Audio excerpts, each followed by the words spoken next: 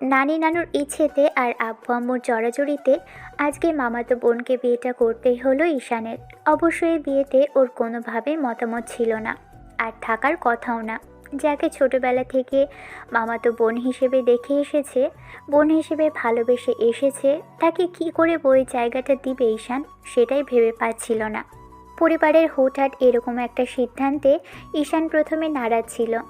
ওই সচরাচর দেখা যায় যেটা সেটাই হয়েছিল। কাজিনের সাথে বিয়ে, ওই যেমনটা হয় আর কি। হুটহাট করে এরকম একটা সিদ্ধান্ত শুনলে যে কেউই সেটাতে দ্বিমত পোষণ করবে, তাই ঈশান করেছিল। কারণ কাজিনকে নিয়ে অনেকে অনেক কিছু ভাবলেও ঈশানের ভিতরে খালাতো মামাতো চাচাতো ফুপাতো কোনো বোনকে নিয়ে এরকম চিন্তাধারার সে নেই। আর তার ভিতরে এখনও অবধি সেরকম কোনো কিছু জেগে ওঠেনি। ওই যা হয় আর কি। পারিবারিকভাবে বিয়েটা ঠিক হয়েছিল। অবশ্যই এতে ঈশানের নানু আর নানার অনেক বেশি ইচ্ছে ছিল, কারণ ওনারা প্রায় ঈশানের আব্বু আম্মুর কাছে এই বিষয়টা নিয়ে আবদার করত। অবশ্য বিয়েটা ঠিক হবার আগ অবধি ঈশান জানতো না, আর জানবেই বা কী করে। আব্বু আম্মু নানা নানু আর মামা মামি সবাই মিলে যে এরকম একটা প্ল্যান করবে আর সবাই তাতে রাজি থাকবে, ঈশানের সেটা কল্পনার বাহিরে ছিল। অবশ্য যাকে ঘিরে এত আলাপ আলোচনার চিন্তাভাবনা, তাকে ঈশান কিছু জিজ্ঞেস করার আগেই জানতে পারল মেয়েটা আগে থাকতেই ড্যাং করে বিয়ে করার জন্য রাজি হয়ে বসে আছে। ঈশান আর মেয়েটাকে কিছু জিজ্ঞেস করতে পারেনি। আব্বু আম্মুকে বোঝানোর চেষ্টা করে যখন কাজ হলো না, তখন নানু আর নানার হাতে পায়ে ধরতে গিয়েছিল ঈশান। কিন্তু মানুষগুলো আগের দিনের হলে কি হবে, কথার প্যাচ ম্যাচ বেশ ভালোই জানে, তাই ঈশানকে লেজে গোবরে করে ছেড়ে দিয়েছে। ঈশান আর অমত করবে কিভাবে? আব্বু আম্মু যেখানে বেঁকে বসেছিল গত এক সপ্তাহ যাবৎ, এটা নিয়েই কম ঝামেলা চলছিল না। উঠতে বসতে আম্মু ছেলেকে হাজারটা কথা শোনাচ্ছিল। মামাতো বোনকে বিয়ে করে বউ করে না আনার কারণে আম্মুর সাথে কথাই বলতে চাইছিল না। অবশেষে অনেক চেষ্টা করেও যখন পারা গেল না, তখন এক প্রকার বাধ্য হয়ে বিয়েটা করতে হলো। ঈশান আব্বু আম্মুকে আগেই বলে দিয়েছে, তাই বিয়েটা মানতে ওর সময় লাগবে। তাই বাসার কিংবা মামা বাড়িতে কেউ যেন এই বিষয়টা নিয়ে কোনো ঝামেলা না করে, সেটাই ঈশান সবাইকে রিকোয়েস্ট করেছে। অবশ্যই ঈশান বিয়েতে রাজি হওয়াতে সবাই সবটা মেনেও নিয়েছে, আর ভেবেছে পরে বিষয়টা নিয়ে দেখা যাবে। যাই হোক, সকল জল্পনা কল্পনা কাটিয়ে আজ শুক্রবার, তাই বিকেল বিকেল শুভ কাজটা সেরে ফেলা হলো। ঘটনাটা পারিবারিকভাবেই ঘটানো হয়েছে। ঈশানের আব্বু আম্মু বলেছে ওদের মাঝে বোঝাপড়াটা ভালো হলেই দুজনকে মেনে নিতে আরম্ভ করলে তারপর না হয় একটা রিসেপশনের অনুষ্ঠান করবে। ঈশানও তাতে খুশি হয়েছে, কিন্তু আব্বু আম্মুর মনে কী আছে সেটা ওই বা জানবে কী করে। সেসব নিয়ে পরে কথা বলা যাবে।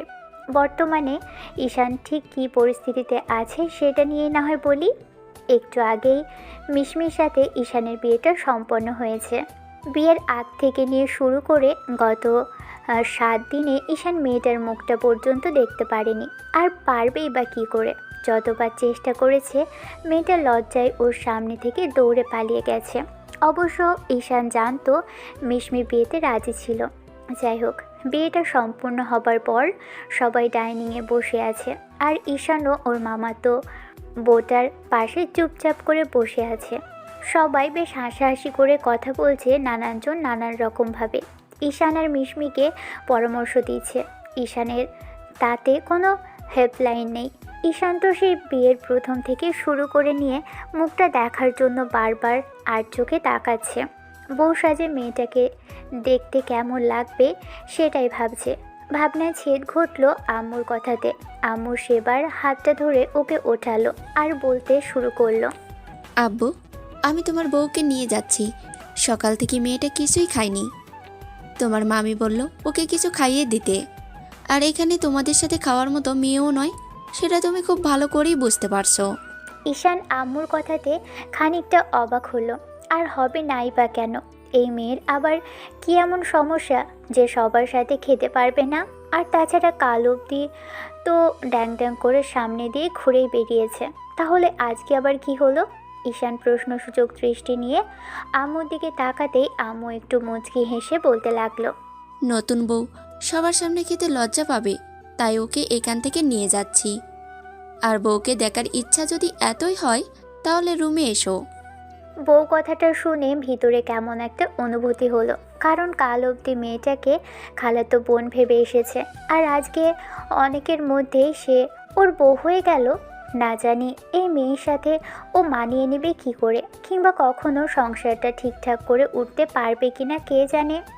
আপনারা আবার ভাববেন না যে মেয়েটা কিছুই করতে জানে না, একেবারেই বাচ্চা, ঠিক তেমনটাও নয়। মিশমি কাজের দিক থেকে শুরু করে সংসারের এমন কোনো কাজ নেই যেটা করতে পারে না। মানুষের সাথে সহজে মিশে যাবার এক অদ্ভুত ধরনের ক্ষমতা মেয়েটার আছে, সবাইকে খুব সহজেই আপন করে নিতে পারে। তার উপর ঈশানের আম্মু অর্থাৎ একমাত্র ফুপ্পি বলতে তো সে একদম অজ্ঞান, আবার সেই ভদ্রমহিলারই ছেলের বউ মেয়েটা, তাহলে যে কী অবস্থা হবে ঈশানের সেটাই ও ভাবছে বসে। সব দিক দিয়েই ঠিক থাকলেও মেয়েটা কেমন পাগলি স্বভাবের, যেটা বায়না একবার করবে তো করবেই, তার সব দিক দিয়ে একটু ঝামেলার। অবশ্য পরিবারের সবাইকে পড়তে হবে, কিন্তু ঈশান সেটা ঠিক মানিয়ে নেবে তেমনটাই ভাবছিল। তখনই নানু ঈশানের কাঁধের উপর হাত রেখে বলতে লাগলো, নানু ভাই, কি এত ভাবছো তুমি? না নানু, তেমন কিছু না। আসলে ভাবছিলাম তোমার নাতনিটাকে কি করে সামলাবো সেটাই। ওকে তোমার সামলাতে হবে না, তোমাকেই ও সামলে নেবে। কারণ জানো তো, এই এলাকাতেই এমন একটা মেয়ে তুমি পাবে না আমার নাতনির মতো এত মিষ্টি। তাই তো তোমাদের দুজনকে এক করে দিলাম। তোমার ওই অগোছালো এলোমেলো জীবনটাকে ও গিয়ে পুরো গুছিয়ে দিবে দেখো। তখন আর তোমার মনে হবে না যে এই বুড়ি আর বুড়ো কোনো অন্যায় কিংবা ভুল করেছে। ঈশান কোনো কথা বলল না, তাই নানুও বুঝতে পারলো নাতি খুব রাগ করে আছে, তাই বলতে লাগলো, আমি জানি এই মুহূর্তে তোমার আমাদের উপর খুব রাগ হচ্ছে যে মামাতো বোনের সাথে জোর করে ধরে কেন তোমার বিয়েটা দিলাম। এটা তুমি পরে বুঝতে পারবে।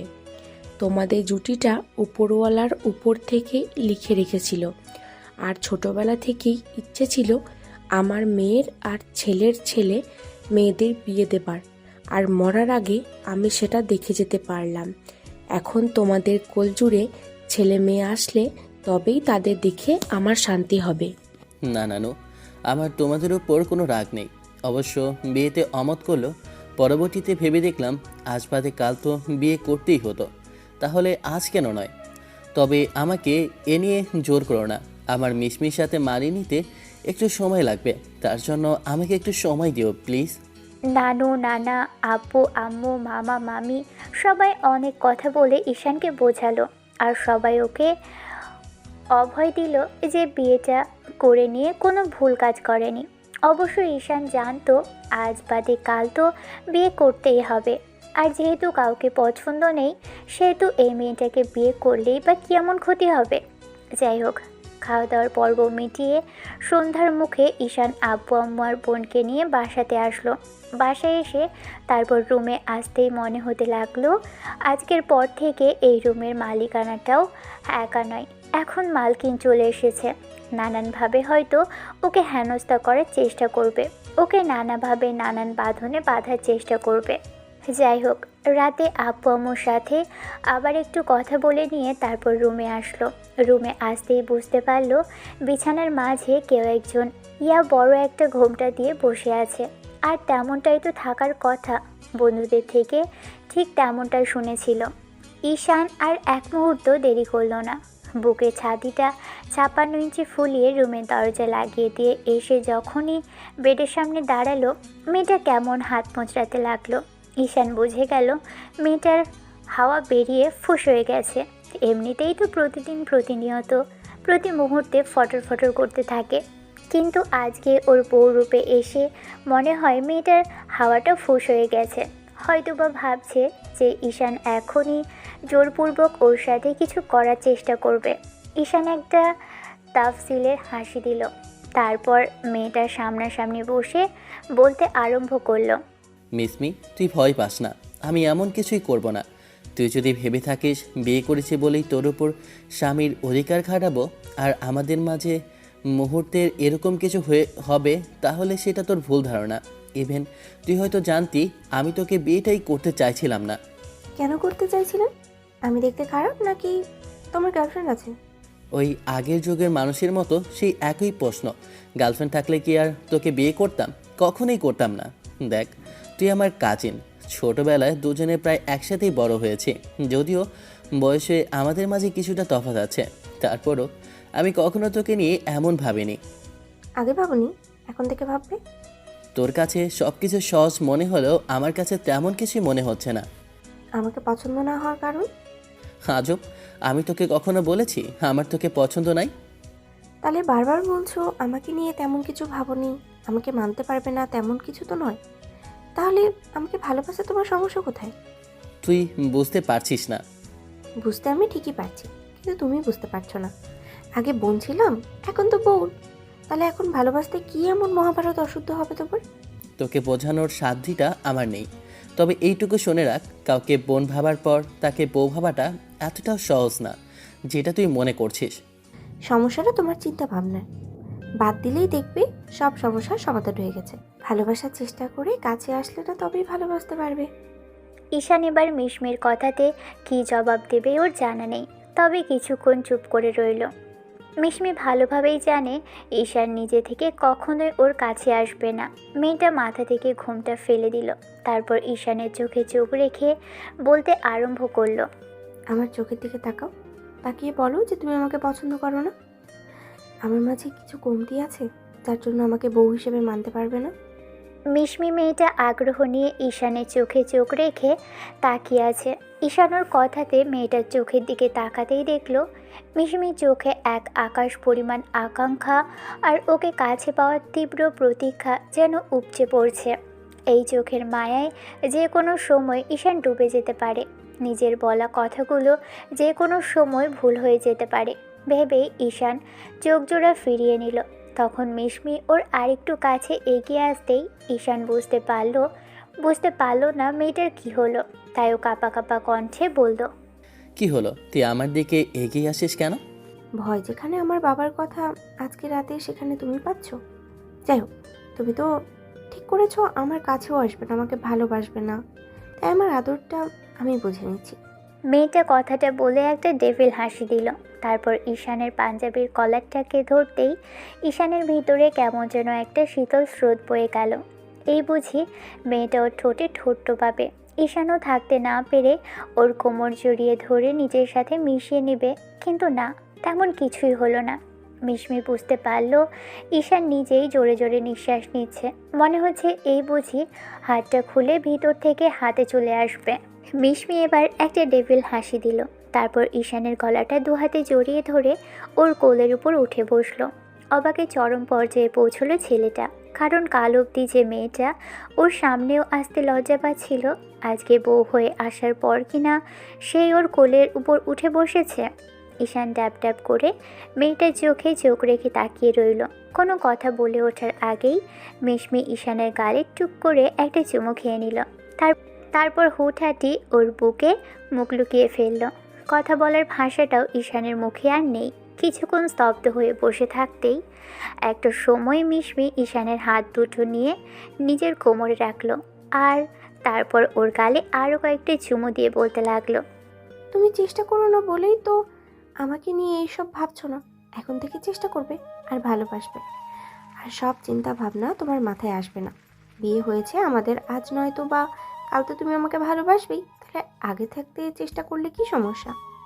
ঈশানের মুখে দেবার মতো আর কোনো জবাব নেই। ও চুপ করে মেয়েটার ওই গোলাপি রাঙা ঠোঁটের দিকে তাকিয়ে রইল। ইচ্ছে তো করছিল ওখানে একটা চুমু খেয়ে নিতে। কিসের কি, এত মিষ্টি একটা বউ থাকলে কেউ কি আর এরকম জেদ করে বেঁকে বসে থাকতে পারে? ঈশানও হয়তো বা তেমনটা থাকতে পারবে না। আজ নয়তো বা কাল মেয়েটাকে মেনে নিতেই হবে, কিন্তু কেন জানি কোথাও থেকে একটা বাধা কাজ করছিল। ঈশানের এবার হুঁশ ফিরতেই মিশমিকে সরিয়ে দেওয়ার চেষ্টা করলে তখন মেয়েটা শক্ত করে জড়িয়ে ধরে বলতে লাগলো, একটা কারণ দেখাও যে তুমি আমাকে যার জন্য ভালোবাসতে পারবে না। কারণ আমি নিজে থেকেই তোমার লাইফ থেকে চলে যাব।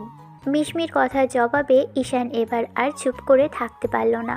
ও ওর কোমর শক্ত করে দু হাতে পেঁচিয়ে ধরে বলতে লাগলো, কেন আজকে বিয়ে হলো, আবার কালকে চলে যাবার কথা বলছিস কেন? কারণ তুমি তো আমাকে ভালোবাসো না। তুমি বলছো আমাকে ভালোবাসতেও পারবে না। শুধু শুধু মন রক্ষার জন্য আমি তোমার সাথে থেকে তোমার কষ্টটাকে বাড়াবো না। আমি বাসায় গিয়ে সবাইকে বলে দেবো যে তুমি ওদের কথা রাখতে রাখতে করেছিলে, আর সেটা আমি নিজে থেকে ভেঙে দিয়েছি, কারণ তোমার সাথে আমি থাকতে পারবো না। নিজের মনের অজান্তেই ঈশান মেয়েটাকে দু হাতে শক্ত করে পেঁচিয়ে ধরেছে, সেটা নিজেও জানে না। পেটে পেটে উষ্ণ স্পর্শ অনুভব হতেই মিশমির মুখ দিয়ে আর কোনো কথা বেরোলো না। চুপ করে রইল মেয়েটা কিছুক্ষণ, তারপর কাঁপা কাঁপা কণ্ঠে বলতে লাগলো, যাও, ফ্রেশ হয়ে এসে শুয়ে পড়ো। জোর করে কিচ্ছু মানাতে হবে না। ঈশান আর এক মুহূর্ত দাঁড়ালো না। মেয়েটাকে ছেড়ে দিতেই ও উঠে গেল। দুজনে ফ্রেশ হয়ে এসে পাশাপাশি একই বেডে শুয়ে পড়ল। মাঝখানে কোলবালিশ মিশমি নিজেই দিল, তারপর বলতে আরম্ভ করলো, যতদিন মন থেকে নিজে না মানতে পারবে ততদিন জোর করে আমি তোমার কাছে আসবো না। তবে একটা কথা, আর যাই হোক, বাইরের কাউকে নিজের মনে জায়গা দেবার কিংবা এমন কোনো কাজ করার চিন্তা করো না, তাহলে তুমি আমাকে হারাবে। এই কথাটা তোমার কাছে পৃথিবীর সবচেয়ে সস্তা মনে হলেও এটা একদিন সেই তোমার কাছে দামি হবে। আর কারণ তুমি তুমি নিজেই খুঁজে নেবে, দেখো। এত ভকর বকর না করে ঘুমাতো। বিয়ে হতে না হতেই বইয়ের অধিকার দেখাতে শুরু করেছে, একদম আমার ওপর অধিকার খাটাতে শুরু করেছে। ভুলে যাস না আমি কিন্তু তোর থেকে সিনিয়র। মিশমি কোনো কথা বলল না।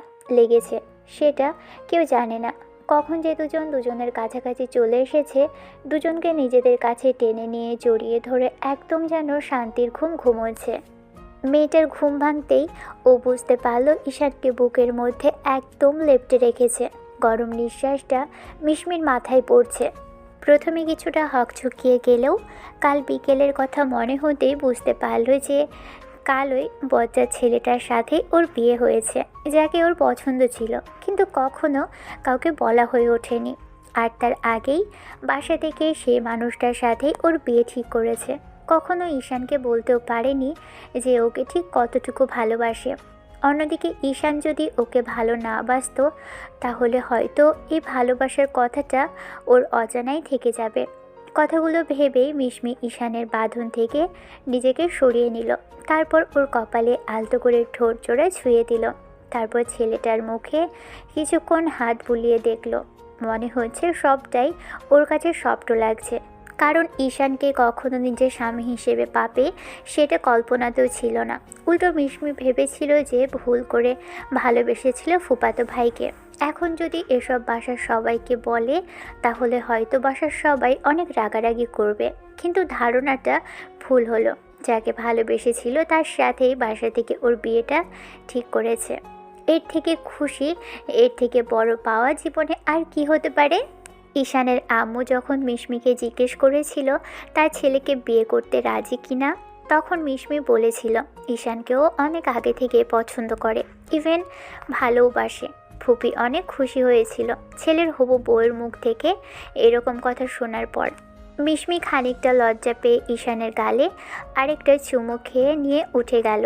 তারপর ওয়াশরুম থেকে একদম গোসল সেরে বের হলো। চুলগুলো থেকে পানি পড়ছে, মোছা দরকার, তাই টাওয়াল নিয়ে মুছতে মুছতে আয়নার সামনে গিয়ে বসলো। মেয়েটা গুনগুন করে গান গাইছে। সুখ যেন আর ধরছে না।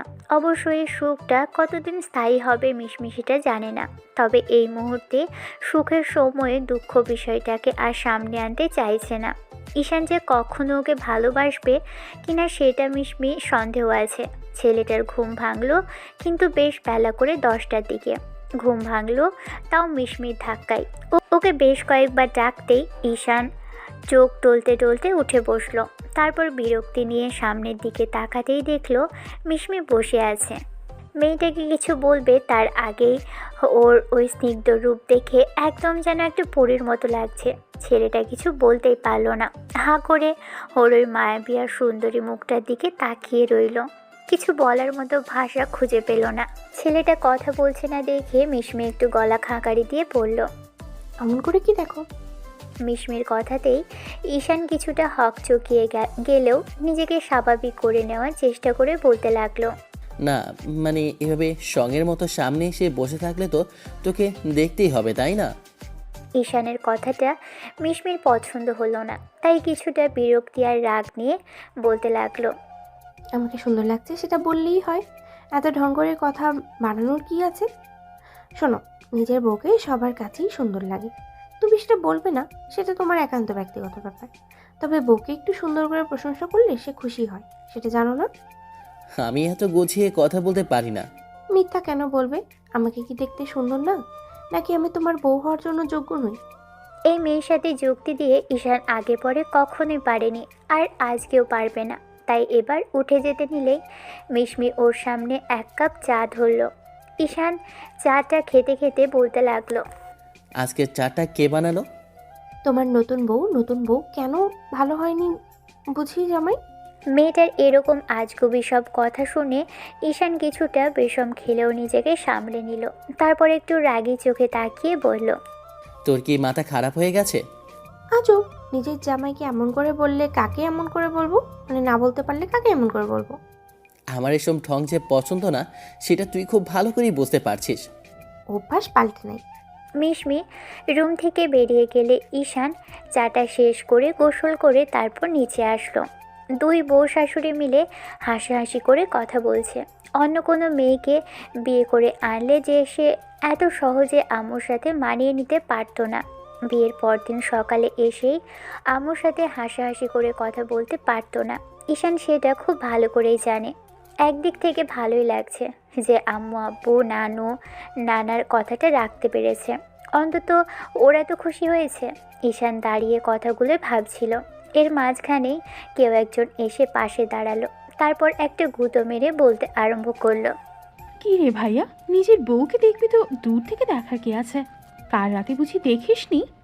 বোনের কথাতে ঈশানের হুঁশ ফিরতেই ওর রাগি চোখে মেয়েটার দিকে তাকালো। বোনটা ডেভিল একটা হাসি দিতেই ঈশান ওর কানটা ধরে বলতে লাগলো। খুব পেকে গেছিস তাই না? দাঁড়া, তোকেও তাড়ানোর ব্যবস্থা করতে হবে।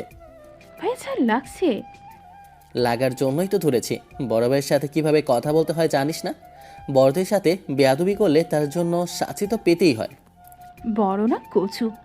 ঈশানের কাছ থেকে বোনটা জোর করে কান ছাড়িয়ে নিয়ে নিচের দিকে চলে গেল। ঈশানও গুটি গুটি পায়ে এসে খাবার টেবিলে বসে পড়ল। ঈশানকে আসতে দেখেই মিশমি তাড়াহুড়ো করে উঠে এসে ওকে খাবার বেড়ে দিতে গেলে তখনই ঈশান বলতে আরম্ভ করলো। আম্মু, তোমার বৌমাকে বলো আমাকে এত তোড়জোড় করে খাওয়াতে হবে না। কাল অবধি আমি নিজেই বেড়ে নিয়ে খেয়েছি। আজ বিয়ের পরদিনে সেই এরকম তোড়জোড় করলে কাল আবার বাসিতে গিয়ে বলবে বিয়ের পরদিনই শ্বশুরবাড়িতে খাটিয়ে মেরেছে। শুনুন মিস্টার, আমি যা করছি নিজের মন থেকেই করছি। আপনাকে এত ফটর ফটর করতে হবে না। খেতে দিয়েছি, খান। এতদিন তো একটা বিয়ে করতে পারেননি, তাহলে নিজের আম্মুকে এভাবে হাত পুড়িয়ে রান্না করতে হতো না। মায়ের চেয়ে দেখছি মাছের দরদ বেশি। মিশমি চোখ পাকিয়ে তাকালো। ঈশান খাওয়া দাওয়া করে উঠে গিয়ে আম্মুর সাথে কথা বলল। মিশমি আশেপাশে ঘুরঘুর করছে, হয়তো কিছু বলতে চাইছে। এবার আম্মু উঠে যেতেই সুইটি ভাইয়াকে কিছু একটা বলছিল। তখন ঈশান খেয়াল করলো মিশমি ওর পিছনেই দাঁড়িয়ে আছে। ঈশান ওর একটা হাত ধরে টেনে এনে পাশে বসিয়ে দিতেই মিশমি খানিকটা বিব্রত বোধ করলেও তখন ঈশান বলতে লাগলো। এত ঢং করতে হবে না। কাল অবধি এই বাড়িতে এসে একদম তিরিং বিরিং করে বাড়িটাকে গরম করে রেখেছিস, আবার আজকে এসে এত নাটক করা হচ্ছে। ঈশানের কথাতে মেয়েটা খানিকটা লজ্জা পেলেও এবার সুইটি একটা ডেভিল হাসি দিয়ে বলল। ভাইয়া, তুই বুঝতে পারছিস না, কাল অবধি তো আপু এবারই বউ ছিল না, কিন্তু আজকে থেকে তোর বউ, ওই জন্যই তোর সামনে কিছু বলতেও পারছে না, আবার এরকম করতেও পারছে না। বাবা, এত ঢং আসে কই থেকে তোর? আমি ঢং করি না, যাও তো। মেয়েটা কথাগুলো বলে চলে যেতে নিলেই এবার ঈশান তখন বুঝতে পারলো মেয়েটা রাগ করেছে। তাই একটা হাত ধরে হ্যাঁচকা টান দিতেই মিশমি তাল সামলাতে না পেরে এসে ঈশানের কোলের মধ্যে পড়ে গেল। এ কি লজ্জা! লজ্জা থেকে বাঁচার জন্য এবার এখান থেকে পালাচ্ছিল, এবার তো দ্বিগুণ লজ্জায় পড়ে ভিড় করলো। কথাগুলো ভেবেই মিশমির গালগুলো লজ্জায় লাল হয়ে গেল। আর সামনে বসে থাকা ননদ তো একদম দাঁত কেলিয়ে হাসছে। এবার ঈশান কিছুটা বিব্রতকর পরিস্থিতিতে পড়ে গেল বোনের সামনে এরকম একটা কর্মকাণ্ড ঘটাতে। কোনো রকমে মেয়েটাকে উঠিয়ে পাশে বসিয়ে দিতেই মেয়েটা দৌড়ে সেখান থেকে চলে গেল। তখন সুইটি বলতে আরম্ভ করলো, আমার ভাইটা যে এত রোমান্টিক আমি সেটা জানতাম না তো। তবে রে পিচ্ছি, দাঁড়া, তোর হচ্ছে বড় ভাইয়ের সাথে এইসব কথা বলা। সুইটি এবার দিল এক ভৌতর। ওকে আর পাইকে। ঈশান মনে হলো মেয়েটা কি এরকম একটা লজ্জার মাঝে ফেলে দিল। রুমে আসলো ছেলেটা। তারপর মিশমিকে না পেয়ে ব্যালকানিতে গিয়ে দেখলো মেয়েটা জোরে জোরে নিঃশ্বাস নিচ্ছে আর সামনের দিকে তাকিয়ে কেমন হাঁসফাঁস করছে। তখন ঈশান ওর কাঁধে হাত রাখতেই মেয়েটা আর ঝড়ের গতিতে ওর দিকে ঘুরল। আর যেটা করলো সেটার জন্য ঈশান মোটেও প্রস্তুত ছিল না। মিশমির দু হাতে ঈশানের কোমর পেঁচিয়ে ওর বুকের মধ্যে মুখটা লুকিয়ে ফেলল। এ কেমন কাণ্ড কারখানা মেয়েটার! ঈশান সেটাই বুঝতে পারছে না। কিছুক্ষণ যাবৎ নিজেকে শান্ত করলো। তারপর একটা সময় আপনা আপনি মেয়েটার মাথায় হাত রেখে বলল, এত লজ্জা পাওয়ার কিচ্ছু হয়নি। কাল তো নিজে থেকেই এসে আমার কোলের উপরে বসেছিলে, আজ না হয় বোনের সামনে বসেছিলে। তাতে কি এমন হয়েছে? আর একটা তো ইচ্ছাকৃত ছিল না। ঈশানের কথাতে যেন মিশমির মস্তিষ্ক সচল হলো। ও আরেকটু শক্ত করে ঈশানের শার্টটা দুহাতে খামচে ধরে কেমন যেন কাঁপতে লাগলো। ঈশান বুঝতে পারল মেয়েটা বেশ অনেকটাই লজ্জা পাচ্ছে, তাই এরকম করছে। মিনিট 15 এমন করে ধরে রাখার পর একটা সময় মিশমি কেমন যেন কাঁপা কাঁপা কণ্ঠে বলতে লাগলো, তুমি না কিছুই বুঝো না। তুই ঠিকই বলেছিস, ছেলে মানুষ কখনো বুঝতেই পারে না। 2-3 বাচ্চার বাবা হয়ে গেলেও নাকি তারা কখনো বুঝতেই পারে না। ফালতু কথা ছাড়ো তো, আমাকে এমন করে ধরে রাখো। আমার খুব লজ্জা লাগছে, আমি তো এবার চোখে থেকে তাকাতে পারবো না। তাহলে আমাকে জড়িয়ে ধরে রাখছিস, তার বেলায় লজ্জা লাগছে না তোর? মিশমি চুপ করে রইল। ঈশান কিছুক্ষণ বাদে বুঝতে পারল মেয়েটা কেমন যেন নিস্তেজ হয়ে পড়েছে। ঈশান ভাবল মেয়েটা অসুস্থ হয়ে পড়ল কিনা। ছাড়িয়ে নিতেই বুঝতে পারল মিশমি ঘুমিয়ে পড়েছে। কি অদ্ভুত মেয়ে বাবা! আধা ঘন্টা যাবৎ ওকে বুকের মাঝে জড়িয়ে ধরে রেখেছে, আর এখন কিনা নিজেই ঘুমিয়ে পড়ল। মেয়েটাকে উপায় না পেয়ে পাজাকোলা করে তুলে নিল ঈশান। তারপর বেডে এনে শুইয়ে দিয়ে একটা চাদর গায়ে চাপিয়ে দিল। হালকা বাতাস বইছে, হয়তোবা ঠান্ডা লাগবে ভেবে কিছুক্ষণ রুমে পায়চারি করলো। ভালো লাগছে না। মেয়েটা আশেপাশে ঘুরঘুর করছিল, কেমন যেন অদ্ভুত লাগলেও ভালোই লাগছিল। কিন্তু এখন শান্ত হয়ে আছে। ঘুমন্ত মুখে যেন অদ্ভুত এক মায়া এসে ভিড় করেছে। ইচ্ছে করছে ওই মায়াবী মুখে আর গোলাপি রাঙা ঠোঁটে ইচ্ছে মতো চুমো খেয়ে নিতে, কিন্তু কোথাও থেকে একটা পুরুষত্ব এসে বারবার আটকে দিচ্ছে। কিছুক্ষণ যাবৎ মেয়েটাকে দেখে তারপর নিচে গিয়ে সোফায় গা এলিয়ে দিল।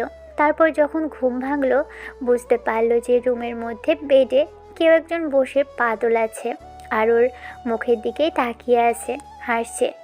ঈশান ওর দিকে তাকাতেই বুঝতে পারলো মেয়েটা আবারও নতুন আরেকটা শাড়ি পরেছে। এই মেয়েটা নির্ঘাত ওকে পাগল করে ছাড়বে, কারণ একটু বাদেই একটা নতুন রূপে ওর সামনে আসছে। মামাতো বোন থাকা অবস্থাতে ওকে এত গভীরভাবে পর্যবেক্ষণ করেনি। গতকালকে থেকে যা করে আসছে, আর কিছুক্ষণের ব্যবধানে মেয়েটা যেন একদম ওর সাথে লেপ্টে যাচ্ছে। রাতেই এমন একটা ঘটনা ঘটল। আবার একটু আগেও কি এমন করে জড়িয়ে ধরেছিল, যেন ওদের স্বামী স্ত্রীর সম্পর্কটা ঠিক কতটুকু গভীর ঈশান সেটা নিয়ে সন্দেহ করছিল। যদি মিশমিকে ভালোবাসতো তাহলে কতই না ওকে ভালোবেসে আগলে রাখতো। কথাগুলো ভেবে উঠে বসলো। ফ্রেশ হয়ে আসতেই দেখলো মিশমি ওর জন্য কফি এনে দাঁড়িয়ে আছে। ঈশান ওর হাত ধরে টেনে পাশে বসিয়ে দিতেই মিশমি অবাক হলেই ঈশান বলতে লাগলো, এত কাজ তোকে কি করতে বলেছে? কাল বউ হয়ে এসেছিস আর সকালে উঠে কাজে লেগে পড়েছিস। এসব মা মামি জানতে পারলে কতটা কষ্ট পাবে বুঝতে পারছিস? একটা মাত্র মেয়ে তুই ওদের। তাতে কি, শ্বশুর শাশুড়ি আর হাজবেন্ডকে যদি একটু সেবা যত্নই না করতে পারলাম তাহলে কেমন বউ হলাম? আর তাছাড়া আম্মু নিজেই আমাকে এগুলো শিখিয়ে দিয়েছে। কি শিখিয়ে দিয়েছে? এরকম পেছন পাকামি করতে? ঈশান কথাটা মজার ছলে বললেও মিশমির যেন পছন্দ হলো না। ও মুখ গোমরা করে নিয়ে বলতে লাগলো, যেদিন থাকবো না সেদিন তোমার আর ওই সব বলতে হবে না। দুদিনেই তো জ্বালাচ্ছি, তাই না? সারা জীবন জ্বালাবো বলে তোমার লাইফে এসেছি, সেই জন্য তোমার আফসোস হচ্ছে? মিশমির কথার জবাবে ঈশান আর কোনো কথাই বলতে পারল না। মেয়েটা কেমন মন খারাপ করে রুম থেকে বেরিয়ে গেল। সারাটা বিকেল ঈশানের সামনে আসেনি। তারপর তারপর রাতে যখন খাওয়া দাওয়া করে রুমে আসলো, খেয়াল করলো অন্য পাশ ফিরে শুয়ে আছে। ঈশানের এবার আর বুঝতে বাকি রইল না যে মেয়েটা রাগ করে আছে, তাই ওর পাশে শুয়ে পড়ল। ঈশানের উপস্থিতি টের পেয়ে মিশমি কিছুটা নড়ে চড়ে শুল। তখন ঈশান ওকে কয়েকবার ডাকলো, কিন্তু তারপরও কোনো সাড়া শব্দ নেই মেয়েটার। ঈশান ওকে ডাকাডাকি করে ওর থেকে রেসপন্স না পেয়ে কেমন যেন লাগছিল, তাই মেয়েটার কাঁধের উপর হাত দিতেই মেয়েটা হাতটা সরিয়ে দিল এক ঝটকায়। সাথে সাথেই জোর করে ওকে নিজের দিকে ফেরালো। খেয়াল করলো মিশমির চোখে পানি টলমল করছে। তখন ঈশান না চাইতেও ওর মুখের পাশে হাত রেখে বলতে লাগলো, এই তুই কাঁদছিস কেন? আমি কি কাদার মতো কিছু বলেছি? আমি তো একটু মজা করে জাস্ট তোকে একটু খোঁচা মারার জন্য বললাম, আর তুই তাতেই কান্নাকাটি করছিস। ঠিক আছে, এখন থেকে তোর সাথে আর মজাও করবো না। তোমার যা ইচ্ছে তাই বলো, তুমি এসব কেন বলবে? ওকে বাবা, সরি, আর বলবো না। দেখি এবার তাকা আমার দিকে। ঈশান মুখটা তুলে ধরতেই মিশমি এবার নিজে থেকে এগিয়ে এসে ঈশানের বুকের মধ্যে মুখ গুজে দিয়ে ওর শার্টের কলারটা খামচে ধরে ফোপাতে লাগলো। এবার ঈশান মাথায় এক হাত রেখে আর এক হাত কোমরে জড়িয়ে নিজের সাথে মিশিয়ে নিল। তারপর চাদরটা শরীরের উপর দিতে দিতে মেয়েটা ওর বুকের মধ্যে মুখ গুজে দিয়ে ফুপিয়ে ফুপিয়ে বলতে লাগলো, মিশমি, তোমার অধিকার আছে আমার উপরে রাগ জেদ করার, আমার গায়ে হাত তোলার, আদর করার। তোমরা যা খুশি তাই করো, তারপরও এসব উল্টোপাল্টা কথা কখনো বলবে না। তুমি জানো না আমি তোমাকে ঠিক কতটুকু ভালোবাসি? আমি শুধু পরিবারের কথাতে নাই, তোমাকে ভালোবাসি বলেই বিয়ে করেছি। তুমি যদি একবার জানতে তাহলে আমাকে এমন করে কষ্ট দিতে না, নিজে থেকেই অনেক আগে বিয়ের জন্য রাজি হয়ে যেতে। ওকে বাবা, সরি। পারলে আমাকে বকা দে, তারপরও কান্নাকাটি করিস না। তুই জানিস না তোর আর সুইটির চোখের পানি আমি সহ্য করতে পারি না। তার উপর আবার এখন তুই আমার বউ, তাহলে বউয়ের চোখের পানিটা আমি কি করে সহ্য করি বল? একটা শর্তে কান্না থামাতে পারি, এখন আমাকে অনেক অনেক অনেক আদর করে দিতে হবে। কিন্তু এখন তো আদর করার জন্য আমি প্রস্তুত নই। সব সময় খালি উল্টোপাল্টা চিন্তা ভাবনা। আমি ওইরকম করে আদর করতে বলিনি। তোমার তোমার যখন ইচ্ছা হবে তুমি আমার কাছে এসো, কিন্তু তাই বলে দূরে সরে থাকবে তেমনটাও কিন্তু নয়। বইয়ের থেকে পজিটিভ উত্তর পেয়ে ঈশান ওকে ছাড়ালো। মেয়েটার চোখের পানিগুলো মুছে দিয়ে কপালে আলতো করে ঠোঁট ছোঁয়াতেই মেয়েটা ওর শার্টের কলার খামচে ধরল। মিশমি চোখ জোড়া বন্ধ করে নিয়ে ফুপিয়ে উঠতে লাগলো। তখন ঈশান ওর গালে ঠোঁট ছোঁয়াতেই রেশমি কেমন যেন হাঁসফাঁস করতে লাগলো। ঈশান বুঝতে পেরে মেয়েটাকে জড়িয়ে ধরে ঘুমিয়ে পড়ল। এমন করেই যাচ্ছে দিন, তারপর মাস, এমন করেই পুরো 2 মাস কাটলো। এর মাঝখানে ওদের মাঝে তেমন কোনো সম্পর্ক না হলেও দুজন দুজনকে জড়িয়ে ধরে প্রত্যেকটা রাতে ঘুমোয়। ঈশানের প্রতি দুষ্টু মিষ্টি অভিমানগুলো করতে থাকে মিশমি, আর তাতেই ঈশান ওর রাগ ভাঙাতে ব্যস্ত হয়ে পড়ে। মিশমি জানে ঈশান ঠিক ওকে কতটুকু ভালোবাসে, কিন্তু ছেলেটা স্বীকার করতে চায় না। যাই হোক, ঈশান এখন আবার অফিসে যেতে শুরু করেছে, কারণ আব্বু কিছুদিন হলো বাইরে গেছে, তাই ঈশানকেই সবটা সামলাতে হচ্ছে দেশে।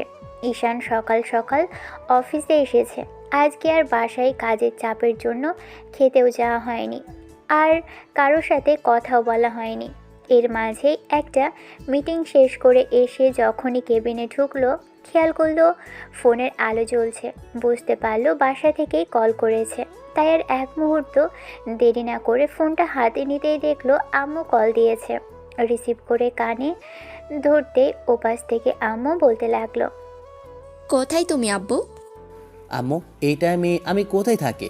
গত 1.5 মাস যাবৎ আমি অফিসেই থাকি, তারা এখনও নিশ্চয়ই অফিসেই আছি। আমি তোমার থেকে এত কথা শুনতে চাইনি, এক্ষুনি অফিস থেকে বের হবে। গত 2 ঘন্টা আগে মিশমি বাসা থেকে বেরিয়েছি, এখনও বাসা ফেরেনি। রিপিট, গত 2 ঘন্টা আগে মিশমি বাসা থেকে বেরিয়েছে, এখনও বাসায় ফেরেনি। গিয়ে দেখো কোথায় গিয়েছে। কেন, তুমি একে কল করোনি? কল করেই তো জানা যেত কোথায় গেছে।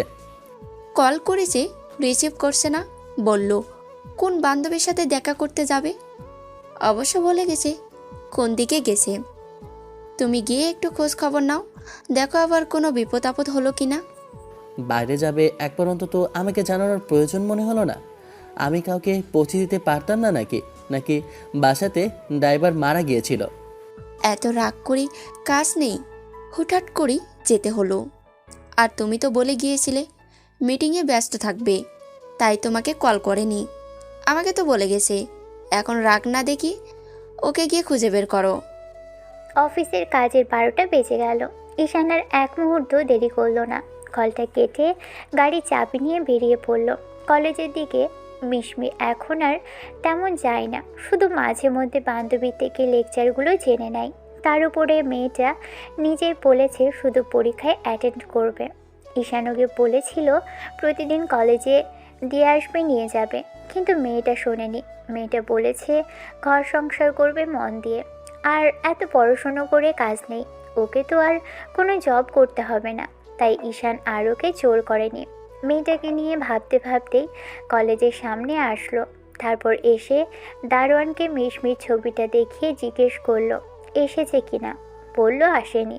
তারপর সুইটিকে কল করে জানতে পারলো ভাবি কোথায় গেছে। ঈশানও পার্কের দিকে চলে আসলো। পার্কের সামনে এসে ভাবলো কিছুক্ষণ দাঁড়ালে মেয়েটা চলে আসবে, কারণ এখানে ওর বান্ধবীদের সাথে এসে দেখা করে, কারণ গত 2 মাসে তাই করেছে, 5-6 বার এসেছে। ঈশান তেমন করে জিজ্ঞেস করেনি। আধ ঘন্টা যাবৎ পার্কের সামনে দাঁড়িয়ে রইল। তারপর একটা সময় মনে হতে লাগলো ভিতরে গিয়ে দেখা উচিত, আর এক মুহূর্ত দেরি না করে ভিতরে আসলো ছেলেটা। মেয়েটাকে খুঁজতে খুঁজতে একদম পার্কের শেষ দিকটায় চলে আসলো। ঈশানের মাথাটা খারাপ হয়ে যাচ্ছে মিশমিকে কল করতে করতে। অন্যদিকে ম্যাডাম পার্কে একটা বেঞ্চে বসে আছে অন্য একটা ছেলের পাশাপাশি, আর কথা বলছে দেখে মেজাজটা পুরো বিগড়ে গেল। ইচ্ছে করছিল ছেলেটার সামনে গিয়ে বসে কয়েকটা থাপ্পড় লাগাতে, কিন্তু ছোট হলেও ওর একটা সম্মান আছে, তাই এই ছেলেটাকে না জেনেই এরকম করে জাজ করা ঠিক হবে না। তাই ঈশান কোনো রকম সিন ক্রিয়েট না করে সেখানে দাঁড়িয়ে রইল। আরও বেশ কয়েকবার কল করতেই মনে হলো মিশমির তো অন্য একটা নাম্বার ওর কাছে ছিল, নাম্বারটা অন আছে কিনা চেক করতেই কল করতেই এবার মিশমি কি মনে করে যেন ফোনটা হাতে নিয়ে দেখলো। ঈশানের নাম্বারটা দেখে রিসিভ করে কানে দিতেই ঈশান ওপাশ থেকে বলতে লাগলো, কোথায় আছো তুমি? আমি তো একটু পার্কে আসছি। কেন, কোনো সমস্যা হয়েছে? না, আম্মু তোমাকে নিতে আসতে বলল। না, আসলে হয়তো আমি চলে যেতাম। কেন, ডিস্টার্ব করে ফেললাম? আমি তো বলিনি। সেটা না বলে এখন কার সাথে আছো সেটা বলো। ফ্রেন্ডের সাথে। ফ্রেন্ডের সাথে কথা বলাটা এতটাই জরুরি যে বাসা থেকে কেউ কল করছে সেটা তোমার চোখে পড়েনি?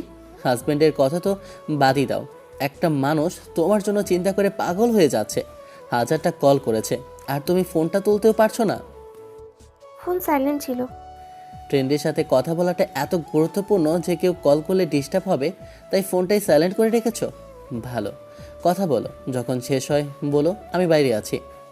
তুমি এখানে এসছো, আগে বলবে না আমাকে? আমি এক্ষুনি আসছি। মিশমি কথাগুলো শেষ করার আগেই ঈশান কলটা কেটে দিল। মেয়েটা বুঝতে পারলো ঈশান রেগে গেছে। ও কোনো রকমে কথা বলা শেষ করে ফ্রেন্ডের থেকে বিদায় নিয়ে তারপর বাইরে আসতে গেলেই দেখলো ঈশান গাড়ির সামনে দাঁড়িয়ে আছে। ঈশান ছেলেটাকে বাইরে বেরিয়ে যেতে দেখলো। বোঝার চেষ্টা করলো যে ছেলেটাকে আগে কোথাও দেখেছে কিনা, কিন্তু না, এই শহরে প্রথমবার দেখছে বলে মনে হয়েছে। ঈশান গাড়ির দরজা খুলে দিতেই মিশমি উঠে বসলো। ঈশান ড্রাইভ করতে আরম্ভ করলো, কিন্তু মুখে কোনো কথা নেই। মিশমি ওর সাথে কথা বলার চেষ্টা করেও পারল না। ঈশান মুখটা গোমরা করে ড্রাইভ করছে। ঈশানের সাথে কথা বলতে না পেরে মিশমি হাঁসফাঁস করতে লাগলো। ঈশান সেটা আর চোখে দেখে বুঝতে পেরেও কিছু বলল না। তখন মিশমি আমতা আমতা করে বলতে লাগলো, তুমি কি কারণে রাগ করে আছো? না, কি কারণে রাগ করে থাকবো? ওই তো কল ধরিনি সেজন্য।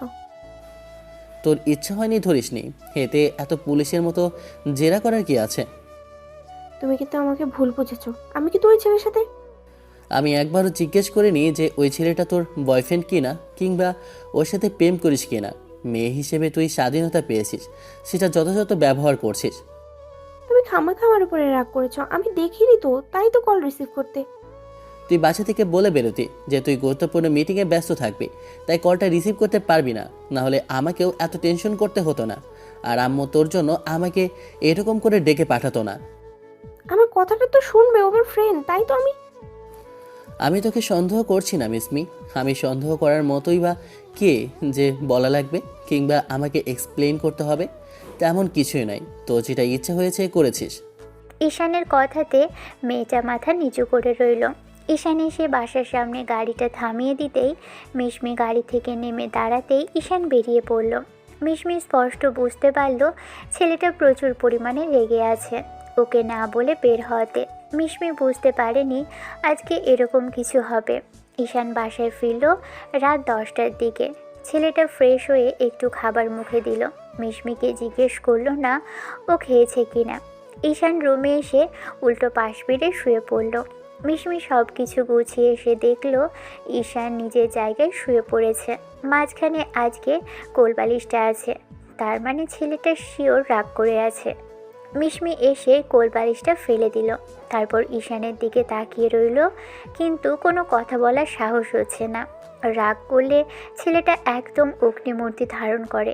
পরদিন সকালে ঈশান মিশমিকে না বলে সকাল সকাল অফিসের উদ্দেশ্যে বেরিয়ে পড়ল। মেয়েটার ঘুম ভাঙেনি। তারপর যখন ঘুম ভাঙলো দেখতে পারল ঈশান রুমে নেই। নিচে আসলো, সেখানেও নেই ছেলেটা। বেশ কিছুক্ষণ ঈশানের জন্য অপেক্ষা করে যখন ওর দেখা পেল না তখন আম্মুকে জিজ্ঞেস করলো, আম্মু তোমার ছেলে কই? ও তো আরও ঘন্টাখানেক আগেই অফিসের উদ্দেশ্যে বেরিয়ে গেল। মিশমি ঈশানের নাম্বারে কল দিল, কিন্তু রিসিভ করছে না ছেলেটা। ঈশান ফিরল একদম সন্ধ্যার মুখে। তারপর ফ্রেশ হয়ে এসে বেডে যখন বসলো তখন মিশমি এসে ওর আশেপাশে ঘুরঘুর করতে লাগলো। মেয়েটা কিছু বলার সাহস পাচ্ছে না। ঈশান সেটা বুঝতে পারল। নিচে যেতে নিলেই এবার মিশমি এসে ওর সামনে দাঁড়ালো। ঈশান পাশ কাটিয়ে চলে যেতে নিলেই মিশমি এবার ফুপিয়ে ফুপিয়ে কেঁদে উঠল। ঈশান ওর এরকম আশ্চর্যজনক কর্মকাণ্ডে দাঁড়িয়ে রইল। মিশমি এবার ওকে জ্যাপটে জড়িয়ে ধরে ফুপিয়ে ফুপিয়ে বলতে লাগলো, তুমি আমাকে ইগনোর কেন করছো? তুমি জানো না তুমি আমাকে ইগনোর করলে, একটু কথা না বললে আমি ঘুমাতে পারি না? রাতে আমি কি করে ঘুমিয়েছি তুমি জানো? আমার কথাটা একবারও শুনলে না। ও আমার ফ্রেন্ড, তুমি আমাকে অবিশ্বাস করতেছো? আমি বুঝতে পারিনি যে বান্ধবীদের থেকে লেকচার নিয়ে ফেরার পথে ওর সাথে দেখা হবে, তাই পার্কে এসে বসে কথা বলছিলাম। কিন্তু কে জানতো যে ফোনটা সাইলেন্ট করে রেখেছি আগে থেকেই? তাহলে তুমিও ভালো করে জানো যে তুমি ছাড়া আমার লাইফে আর কেউ নেই। তাছাড়া এতটা অবিশ্বাস কেন করতেছো আমাকে?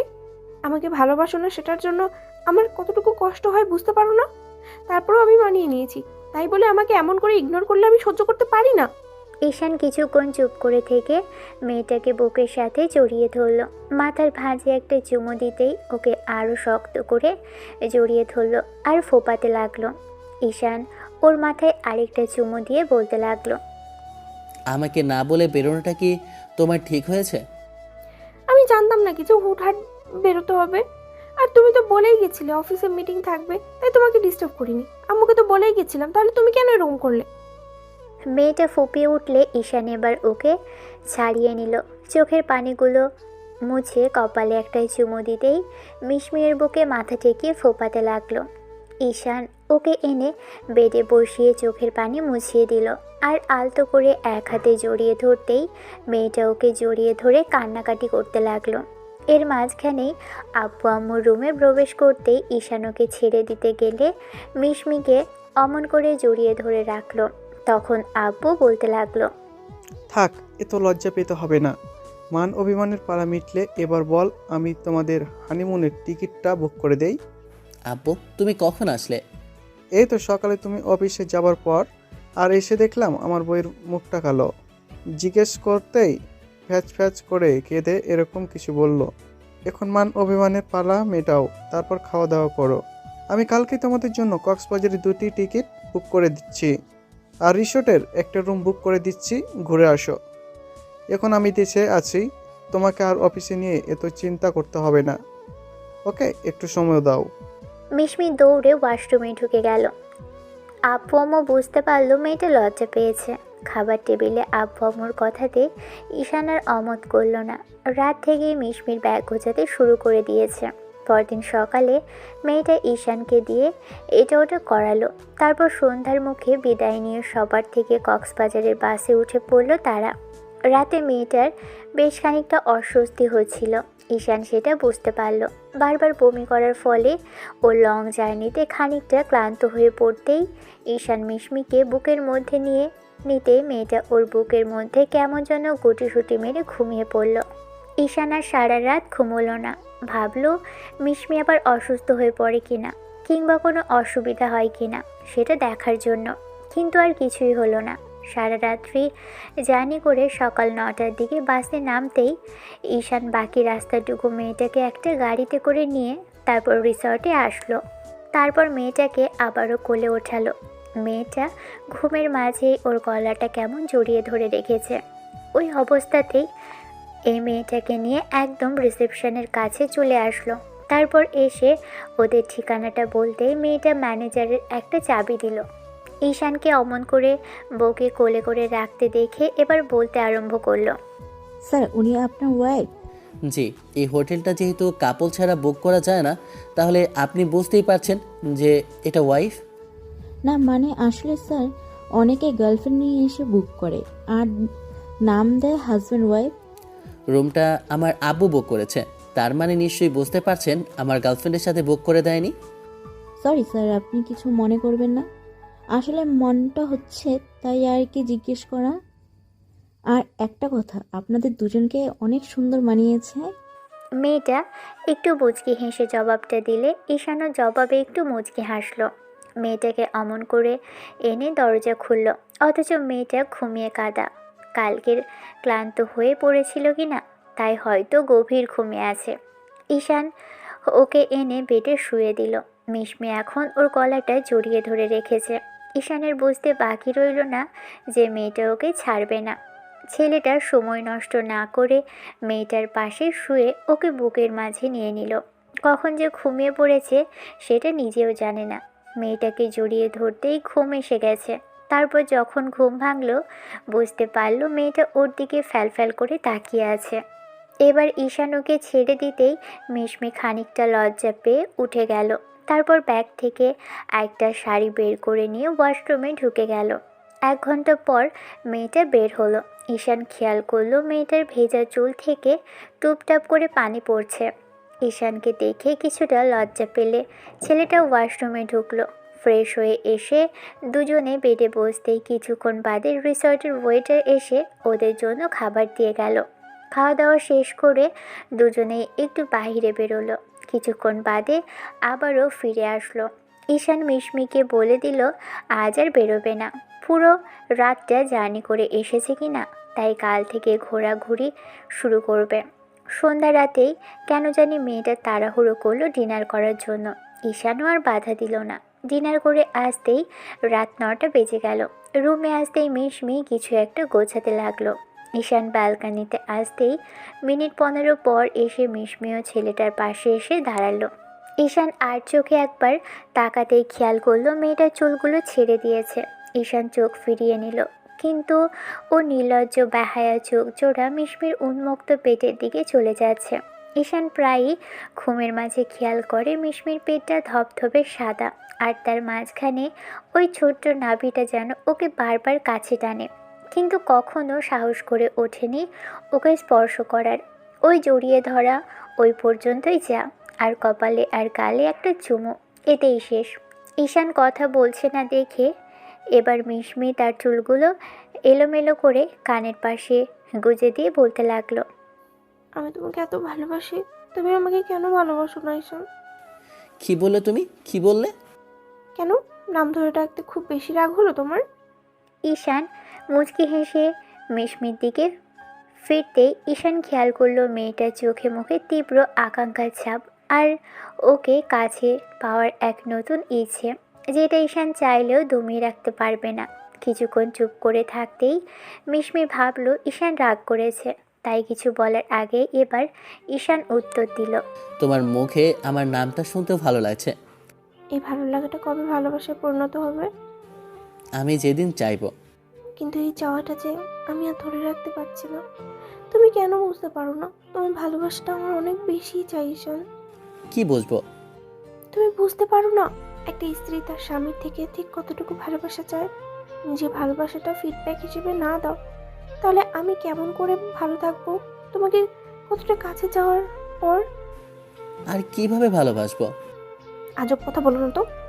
যতটুকু ভালোবাসলে দুজন দুজনের থেকে আর দূরে যাওয়া যায় না, যতটুকু ভালোবাসলে দুজনের মাঝে ছোট পরিমাণে দূরত্ব থাকে না, আমি ঠিক ততটুকু ভালোবাসা চাই। যতটুকু ভালোবাসলে দুজনের মাঝে নতুন কারোর আগমন ঘটবে, আমি ঠিক ততটুকুই চাই। কিন্তু তুই বড্ড ছোট মিশমি। তুমি একই সময় এক এক কথা বলো। একবার তুই ডাকো, আবার একবার তুমি বলো। হয় তুই করে বলবে, আর না হলে তুমি করে বলবে। আমার এসব ভালো লাগে না। আচ্ছা ঠিক আছে, চেষ্টা করব। সব সময় শুধু চেষ্টা করবে। গত 3 মাস যাবৎ তোমার মুখে এইসবই শুনে যাচ্ছি, কিন্তু কাজের কাজ তো কিছুই করতে পারো না।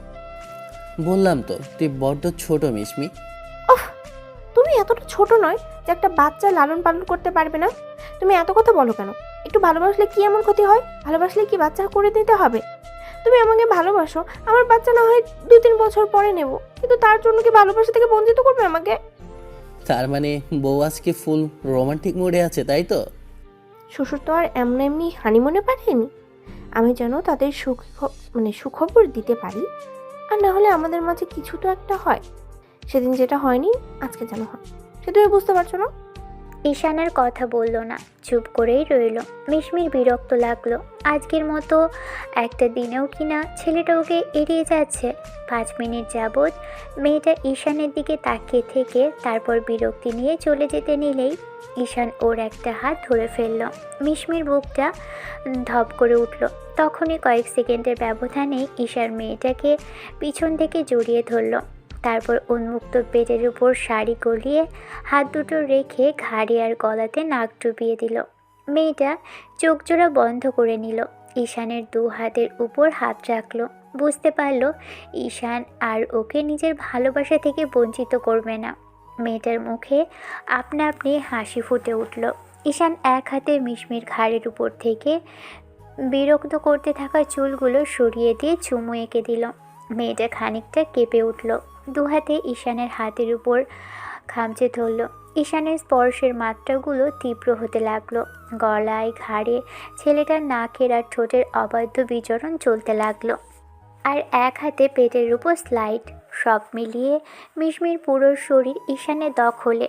মিশমিও চাইছে না আর নিজেকে ধরে রাখতে।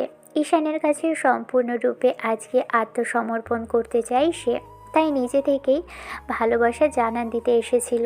তারপর যখন চলে যাচ্ছিল মনে করেছিল যে ঈশান ওকে দূরে সরিয়ে দিতে চাই, ভালোবাসবে না, তাই রাগ হয়ে গিয়েছিল। কিন্তু ঈশানের এক মুহূর্তের স্পর্শই মিশমি বুঝে গেল আজকে আর নিজের ভালোবাসাটা থেকে ঈশান ওকে বঞ্চিত করবে না। ঈশানের 2 হাতের অবাধ্য বিচরণ আর গলায় ঘাড়ে অসংখ্য পরিমাণে চুমুর কারণে মিশমির পুরো শরীরটা যেন বেসামাল হয়ে উঠল। ও নিজেকে চাইলেও কন্ট্রোলে রাখতে পারছে না, আর আজকে রাখতেও চাইছে না। কিছুক্ষণ বাদেই মেয়েটা জোরে জোরে নিঃশ্বাস নিতে আরম্ভ করলো। বুকের ওঠানামাটা ক্রমশই দ্রুত গতিতে হচ্ছে, এমনটাই মনে হচ্ছে যেন এই বুঝি নিঃশ্বাসটা বন্ধ হয়ে আসবে। কারণ ঈশান এমনভাবে ওকে স্পর্শ করছে যার জন্য প্রত্যেকটা স্পর্শ মনে হচ্ছে ও বুঝি আজকে মরেই যাবে। ছেলেটা ওকে আজকে আদর করবে। মিশমি সেটা ভাবতেও পারেনি। ও থাকতে না পেরে ছেলেটার দিকে ঘুরল আর ঝড়ের গতিতে ওর বুকে মুখ গুজে দিয়ে শার্টটা খুব শক্ত করে খামচে ধরল। ঈশান একটু মুচকি হাসলো। মেয়েটার মাথায় এক হাত রেখে অন্য হাতে শক্ত করে জড়িয়ে ধরল। তারপর চুলের ভাঁজে একটা চুমু খেয়ে কানের লদিতে চুমু দিয়ে বলতে লাগলো, আমার ভালোবাসাটা না তোর চাই, তাহলে এইটুকুতেই সহ্য করতে পারছিস না জান? মিশমি বুঝতে পারলো ঈশান ওকে রাগানোর জন্যই এরকম কথা বলছে। এবার মেয়েটা ঈশানের বুকের মাঝখানে একটা চুমু খেলো। সাথে সাথেই ঈশান চোখ জোড়া বন্ধ করে নিয়ে স্তব্ধ হয়ে রইল। একটা সময় শ্বাসকষ্টের রোগীর ন্যায় বলতে আরম্ভ করলো, তুমি আমাকে কষ্ট দিতে চাইছো, তাই না? তুমি আমাকে একটু ভালোবাসলে কি এমন ক্ষতি হয়? আমি বুঝতে পারছি ইচ্ছে করে তুমি আমাকে কষ্ট দিবে। আমাকে আদর না করে সব সময় খালি এমন করে কষ্ট দিতে চাও, তাই না? হে বাবা, আমি আবার কখন বললাম? তুই তো আমার সামান্য স্পর্শে এরকম করে শ্বাসকষ্টের রোগীর ন্যায় দম আটকে মারা যাচ্ছিলে, তাই তো আমি এমন করতে। থাক, আর কিছু বলতে হবে না। তুমি যে একটা ফাজিল আমি সেটা খুব ভালো করেই জানি। মেয়েটা আবারও চলে যেতে নিলেই ঈশান আবারও ওর একটা হাত ধরে আটকে দিল। মিশমি জোরে জোরে নিঃশ্বাস নিচ্ছে চোখ বন্ধ করে। ঈশান আর সময় নষ্ট না করে ওর মুখের পাশে হাত রাখলো। মেয়েটা কেমন যেন লজ্জায় কুঁকড়ে গেল। গালে লাল আভা এসে বিরাজ করতে লাগলো। ঈশানের এক মুহূর্ত দেরি না করে ওর ঠোঁটের উপর ঠোঁট জোড়া রাখতেই মিশমি ছেলেটার চুলগুলো আঁকড়ে ধরে রেসপন্স দিতে লাগলো। মিনিট 5 এরকম করে চলার পর ঈশান আবারও মিশমির ঘাড়ে আর গলায় নাক ডুবালো। এবার মেয়েটার ঘাড়ে আর গলায় স্পর্শ করতেই মেয়েটা যেন উন্মাদ হয়ে গেল। ঈশানকে খুব শক্ত করে চেপে ধরতেই ছেলেটা ওকে ছাড়িয়ে নিল। মেয়েটার বুকের উপর থেকে শাড়ির আঁচলটা ফেলে দিতেই মিশমি ওকে বুকের সাথে চেপে ধরল। ঈশান আবারও জোর করে ওকে ছাড়ালো আর বলতে আরম্ভ করলো, এখানে নয় জান, বেড়ে চল। ব্যাস এটুকুই যেন বাকি ছিল। ঈশানের কথা শুনে যেন মেয়েটার মরে যেতে ইচ্ছে করছে। মিশমি মুখটা লজ্জায় অন্যদিকে ঘুরিয়ে ফেলল। ঈশান ওকে পাজাকোলা করে ওঠালো। মেয়েটা ঈশানের বুকে মুখ লুকিয়ে রাখলো। তারপর বেডে এনে মিশমিকে শুয়ে দিতেই মেয়েটা ঈশানের শার্টের কলারটা ধরে নিচের দিকে টেনে নিয়ে ঠোঁটজোড়া দখলে নিয়ে নিল। এমন করে পুরো 5 মিনিট চলল। আবারও সেই ঈশানের দুহাতের অবাধ্য বিচরণ চলতে লাগলো ওর পুরো শরীর জুড়ে। এ যেন এক অবিরামহীন ভালোবাসা চলছে দুজনের মাঝে। মিশমি ঈশানের পুরো শরীরটাতে দুহাতের আঁচড়ে শেষ করে দিচ্ছে। সেদিকে ছেলেটার কোনো খেয়াল নেই। ছেলেটা শুধু নিজের প্রেয়সীকে ভালোবাসতে আর আদর করতে ব্যস্ত। একটা সময় ঈশান বুঝতে পারল মেয়েটা আর সহ্য করতে পারছে না, কিন্তু আদরের কিছুটা তো এখনও বাকি। তাই ছেলেটা মিশমির শরীরের উপর থেকে সম্পূর্ণ শাড়িটা সরিয়ে দিতেই খেয়াল করলো তখনকার সেই ছোট্ট কিউট নাভিটা যেন এখনও ওদিকে উকি মেরে ডাকছে। ঈশান আর এক মুহূর্ত দেরি করলো না। সেদিকে অগ্রসর হতেই মেয়েটা কেমন যেন কাঁপতে আরম্ভ করলো। ঈশান ওর নাভির চারপাশে অসংখ্য চুমু আর বাইট দিয়ে ভরিয়ে দিল।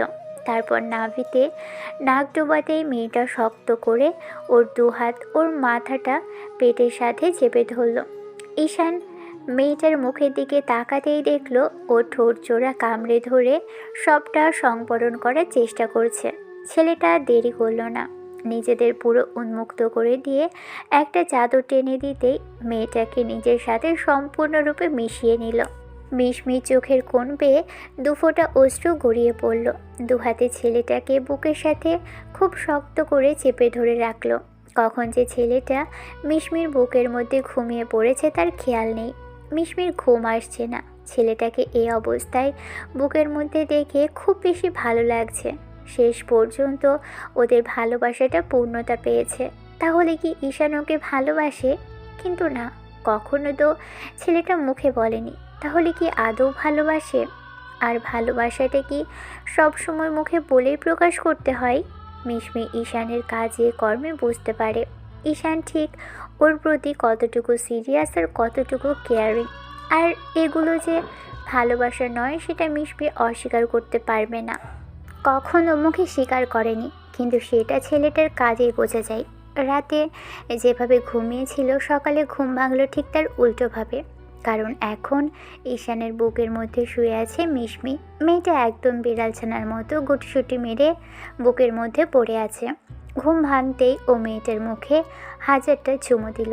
তারপর গলায় আর ঘাড়ে নাক ডুবিয়ে দিতেই মিশমি কেমন নড়ে চড়ে উঠল।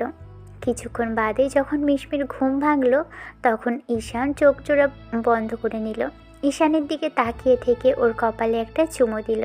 এবার ঈশান চোখ জোড়া মেলে নিজের ঠোঁটের উপর আঙুল দিয়ে দেখিয়ে দিয়ে বলতে লাগলো, এখানটায় দেওয়া বাকি আছে। তারপরে তুমি ঘুমাওনি? ঘুমিয়েছি তো রাতে, এখন জেগে আছি। আমার সাথে দুষ্টুমি করা হচ্ছে না? যাও তো এখান থেকে। মেয়েটা ঈশানকে ধাক্কা মেরে সরিয়ে দিয়ে দৌড়ে ওয়াশরুমে গেল। তারপর দুজন ফ্রেশ হয়ে নিল। একটু বাদেই ঈশান ব্যালকনিতে এসে দেখে মেয়েটা দাঁড়িয়ে আছে। ঈশান ওকে পিছন থেকে জড়িয়ে ধরে ঘাড়ে আর গলায় চুমু দিতে নিলেই খেয়াল করলো মেয়েটার ঘাড়ে বড় বড় কয়েকটা বাইটের দাগ। তখন ঈশান ওখানটায় চুমু দিয়ে বলতে লাগলো, এগুলো কি? কেন? কাল রাতে তো তুমিই করলে, এখনই ভুলে গেছো? খুব ব্যথা লেগেছে তাই না বউ? ব্যথা যদি হয় আদরের স্পর্শে আর ভালোবাসার মানুষে, তাহলে ওই ব্যথার রোজ পেলেও কোনো কষ্ট নেই। মিশমি কথাগুলো বলে ঈশানের হাতের উপর দুহাত রেখে চেপে ধরল। দুপুর অবধি দুজনেই রুমে ছিল। খাওয়া দাওয়া শেষ করতেই মেয়েটা বায়না ধরল সমুদ্রের পাড়ে যাবে, কিন্তু ঈশান নারাজ। নতুন জায়গার ছেলেটার মানিয়ে নিতে বেশ খানিকটা সমস্যা হয়। তারপরও মেয়েটার পাগলামিতে দুপুর বাদেই দুজন বেরোলো। সমুদ্রের পাড়ে এসে মেয়েটা বাচ্চাদের মতো পানিতে ছোটাছুটি করতে লাগলো আর ঈশানের দিকে পানি ছুঁড়ে মারতে লাগলো। ঈশান খানিকটা বিরক্ত হলেও বউটাকে তেমন কিছু বলতে পারল না, কারণ মেয়েটা একদম বাচ্চাদের স্বভাবের হয়ে গেছে আর এলোমেলো হয়ে ছোটাছুটি করছে। ঈশান কিছুক্ষণ যাবৎ মেয়েটার এমন পাগলামি দেখল। মিশমি বারবার গভীর পানির দিকে চলে যাচ্ছে দেখে ঈশান ওকে বলতে লাগলো, মিশমি, দূরে যেও না, অনেক বড় বড় ঢেউ আসে, তুমি ডুবে যাবে। আমার কিছু হবে না, তুমি আছো না? তুমি আসো না আমার সাথে, ভিজবে। আমি ভিজবো না, তুমি পাগলামি করো না তো। উঠে এসো, ঠান্ডা লেগে যাবে মিশমি। কিছু হবে না আমার, যা হবে তা দেখার জন্য তুমি তো আছোই। কথা শেষ হওয়ার আগেই ঈশানের ফোনটা বাজতে লাগলো। তখনই ঈশান ফোনটা হাতে নিয়ে দেখলো অফিসের ম্যানেজারের কল এসেছে। ফোনটা রিসিভ করার আগেই ঈশান তার আগে মিশমিকে উদ্দেশ্য করে বলতে লাগলো, মিশমি, উঠে এসো, পাগলামি করো না। দেখো, বেশ বড় বড় ঢেউ আসে, উল্টাপাল্টা কিছু হবে, প্লিজ উঠে আসো। আরে বাবা আসছি, আর যাবো না দূরে। আমার একটা কল আসে, তুমি কিন্তু বেশি দূরে যাবে না মিশমি। তুমি যাও, কথা বলো। আমি তো বলছি বেশি দূরে যাব না, সব সময় খালি আমাকে আটকে রাখো। ঈশান কথাটা বলেই মেয়েটার দিকে তাকিয়ে রইল। মেয়েটা কিছুটা সমুদ্রের তীরের দিকে চলে আসলে এবার ঈশান একটু কথা বলার জন্য ফোনটা রিসিভ করলো, কিন্তু ঈশান মিশমির দিকে বারবার খেয়াল করছে। ঈশান বুঝতে পারলো ম্যানেজার কিছু একটা ঝামেলা পাকিয়েছে। এখনই ওনার সাথে কিছুক্ষণ 2 মিনিট যাবৎ কথা বলছে। এরই মাঝে মিশমির দিকে নজর দেয়নি, আর তখনই একটা চিৎকার ভেসে আসলো কানে। ঈশান সেদিকে তাকাতেই খেয়াল করলো বড় একটা ঢেউ মিশমিকে ভাসিয়ে নিয়ে গেল, মেয়েটাকে একদম পানির নিচে তলিয়ে নিয়ে গেল। চোখের সামনে ঘটনা ঘটতেই ঈশান দৌড়ে সেদিকে যেতে গেলে কয়েকজন লোক এসে ওকে আটকে দিল। ছেলেটা চিৎকার করে বলতে লাগলো। মিশমি! কয়েকজন গার্ড টাইপের লোক দৌড়ে এসে ঈশানকে আটকে দিল। এর মাঝে আরও বড় বড় কয়েকটা ঢেউ আসলো। সাথে সাথেই ঈশানের বুকের ভিতর তোড়পাড় শুরু হয়ে গেল। ছেলেটা চিৎকার করে করে বলতে লাগলো, ছাড়ো আমাকে, আরে আমার বউ ডুবে যাচ্ছে, ও মরে যাবে, ছাড়ো আমাকে, ওকে বাঁচাতে হবে, ও ছাড়া আমার জীবন মূল্যহীন, আমাকে ছেড়ে দাও, আমি ওকে বাঁচাবো, প্লিজ। কে শোনে কার কথা? সবাই জোর করে ঈশানকে ধরে রেখেছে। ছেলেটা কান্না করতে করতে সমুদ্রের ধারে বসে পড়ল। এরই মাঝে রেস্কিউ টিম আসলো। বেশ কিছু লোকজন আসতেই মিশমিকে খুঁজতে আরম্ভ করা হলো। একসাথে আরও কয়েকজন পানিতে তলিয়ে গিয়েছিল। দুজনকে উদ্ধার করা গেল, কিন্তু মিশমিকে খুঁজে পাওয়া যাচ্ছিল না। পুরো 15 মিনিট যাবৎ খোঁজার পরে যখন মেয়েটাকে পাওয়া গেল না, তখন ঈশানের মনে হতে লাগলো মিশমিকে সারা জীবনের জন্য হারিয়ে ফেলেছে। 20 মিনিটের মাথায় মিশমিকে পাওয়া তো গেল, কিন্তু মেয়েটার অবস্থা বেহাল। নিঃশ্বাস আছে কিনা সেটা নিয়ে সন্দেহ আছে। ঈশানের কানে শুধু এটুকুই ভাসছে, মেয়েটার কিছু হয়ে গেলে ও কী নিয়ে থাকবে। কথাগুলো ভাবতেই বুকের ভিতর কেমন তোলপাড় শুরু হয়ে গেল। এবার অ্যাম্বুলেন্স আসলে মিশমিকে অ্যাম্বুলেন্সে উঠিয়ে নেওয়া হলো। মিশমি নিঃশ্বাস নিতে পারছে না, তাই পেটে চাপ দেওয়া হয়েছে পানি বের করার জন্য। তারপরও তেমন কোনো লক্ষণ নেই। ঈশান এসে এবার মেয়েটার পাশে বসে ওর মুখে হাত দিয়ে ওকে ডাকাডাকি করতে লাগলো। তারপরও মেয়েটার থেকে কোনো রেসপন্স নেই। ঈশান জোরে জোরে পেটে কয়েকটা চাপ দিলেও অনেকখানি পানি বেরোলো, কিন্তু কোনো রেসপন্স পাওয়া গেল না। ঈশান মিশমিকে জড়িয়ে ধরে হাউমাউ করে কাঁদতে লাগলো। এই বুঝি মেয়েটাকে ওর থেকে হারিয়ে যাবে। সারাটা রাস্তায় ঈশান কান্নাকাটি করলো, তারপরও মেয়েটার থেকে কোনো রেসপন্স পেল না। হসপিটালে আসার পথে ঈশান মিশমির পেট থেকে পানি খানিকটা বের করার পর মেয়েটার ঠোঁটে ঠোঁট লাগিয়ে ওকে নিঃশ্বাস দিতে সাহায্য করছিল, কিন্তু তাতেও কোনো কাজ হয়নি। ঈশানের পুরো পৃথিবী যেন নিমেষের মধ্যেই এলোমেলো হয়ে গেল। হসপিটালে একটা কেবিনের সামনে দাঁড়িয়ে আছে ঈশান আর চোখের পানি ফেলে যাচ্ছে। ও যদি কথা বলতে না যেত তাহলে হয়তো মেয়েটার কিছুই হতো না। এর মাঝে মনে পড়ল বাসায় একটা কল করা দরকার। ছেলেটার এক মুহূর্ত দেরি করলো না, দ্রুত বাসাতে ফোন করলো। সব শোনার পর সবাই কান্নাকাটি করতে আরম্ভ করলো। ঈশান ওদের কান্নাকাটি শুনে ফোনটা কেটে দিল, তারপর দেয়ালে পিঠ ঠেকিয়ে বসে পড়ল। ঘণ্টাখানেক পর ডক্টর বেরিয়ে আসলে ঈশান ডক্টরের সামনে গিয়ে কেঁদে ফেলল। সাথে সাথেই ডক্টর কাঁধের উপর হাত রেখে বলতে আরম্ভ করলো, বাঁচানোর মালিক আল্লাহ। আমরা সর্বোচ্চ চেষ্টা করেছি, এখন নিঃশ্বাস আছে, জানি না এই নিঃশ্বাসটা কতক্ষণ থাকবে। যাই হোক, আপনি আল্লাহকে ডাকুন, উনি চাইলে সবই সম্ভব। ঈশান কাঁদতে লাগলো। পাশে এই মুহূর্তে কেউ নেই যাকে জড়িয়ে ধরে একটু কাঁদবে। মেয়েটাকে সম্পূর্ণভাবে নিজের ভালোবাসাটা প্রকাশ করার আগেই এত কিছু হয়ে গেল। যাকে না চাইতেও ভালোবাসলো, না চাইতেও স্ত্রী হিসেবে মেনে নেবে, মনের বিরুদ্ধে গিয়ে তার সাথে সংসার করবে, সারা জীবন পাশে থাকার প্রতিশ্রুতি দিয়েছিল নিজেকে, তাকে হারাতে হবে ভেবে ঈশানের মনে পড়ে গেল। সেদিন মিশমি বলেছিল যেদিন থাকবে না সেদিন ঈশান আর এসব কথা বলতে পারবে না। সারাটা রাত্রি ঈশান আর ঘুমোয়নি। পরদিন আব্বু আম্মু আর নানুর বাসা থেকে লোকজন আসলো। কেবিনের সামনে দাঁড়িয়ে রইল সবাই। ঈশান পাথরের মতো দাঁড়িয়ে আছে। আরও ঘণ্টাখানিক বাদেই মেয়েটার জ্ঞান তো ফিরল, কিন্তু কোনো কথা বলছিল না। সবার দিকে শুধু ফ্যালফ্যাল করে তাকিয়েছিল।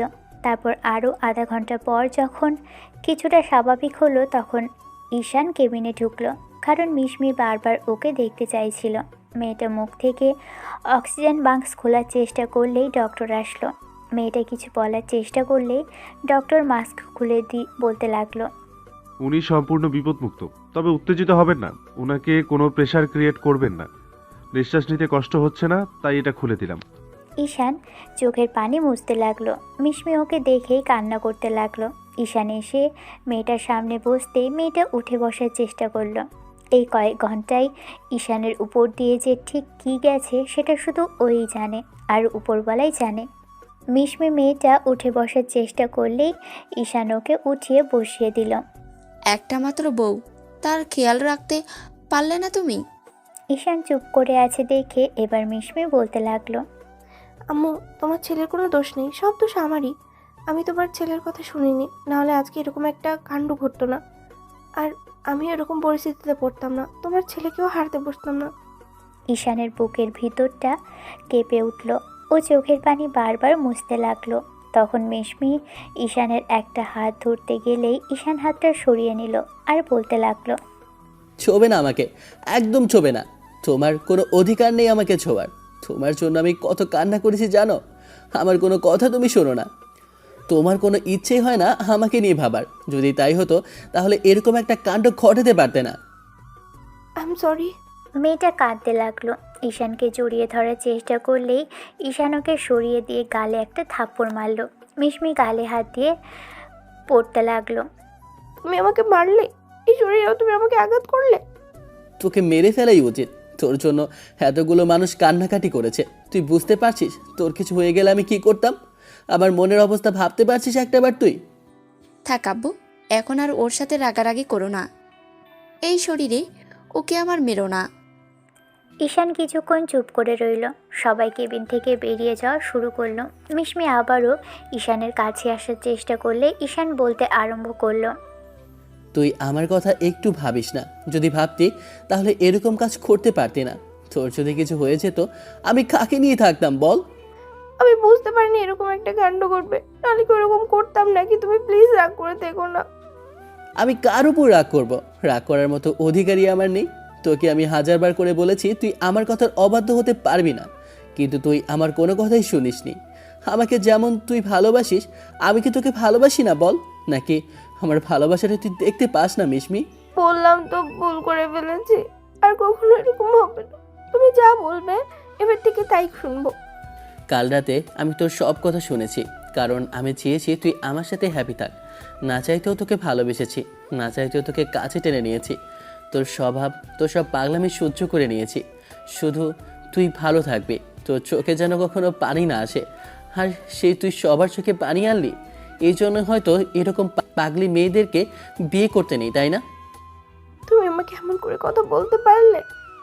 ইচ্ছে তো করছে গলা টিপে তোকে মেরে দিই, তাহলে আর জোর করে নিজে মরার নাটকটা করতে পারতি না।